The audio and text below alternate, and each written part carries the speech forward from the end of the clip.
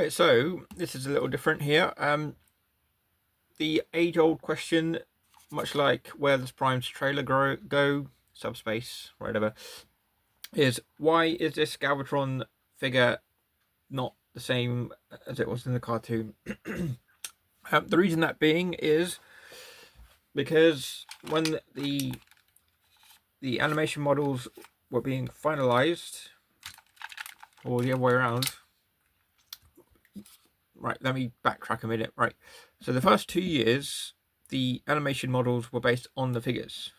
You'll know that to be true of all the gubbins and stuff like that. When the movie came out, they switched it around. So the animation models came out first, and then the toys had to be based on the animation. Now, in the early stages of the character designs, Galvatron was this color with his gun intact, right? So obviously they were in production, making the figure, and at some point the animation said, you know what, we're gonna change it around. So that's why this is so glaringly, obviously, not the same as the cartoon. Whereas years later, this is the Kingdom one. I gotta say, I know they just released Studio Series Galvatron, but it's just more or less the same figure as they tend to do. Just a slightly different color, but I'm keeping this one. But yeah, this is the Galvatron version we all know and love because he's a right nutter. If you go back to the original comics in the 1980s to the early 90s, Galvatron is more or less like this. But suffice to say, Galvatron is a complete wacko in the comics, and it's a great. If you're from the UK, hopefully you'd have read a saga called Time Wars, in which Galvatron travels back to 1986 to build a weapon to destroy Unicron in the future, but also Cyclonus and Scourge come back with him, supplanting Ratchet, Optimus Prime, and Prowl in the Purgatory universe, or whatever it was.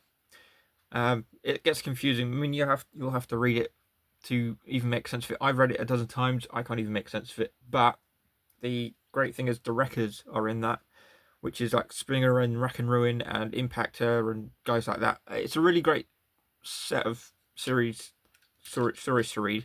But I think it started in issue 78 and ran for about 10 or 11 issues for that saga.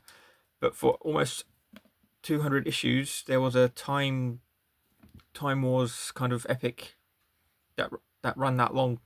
I mean, bless Simon Furman, he had a lot to go with, but it ends with Galvatron.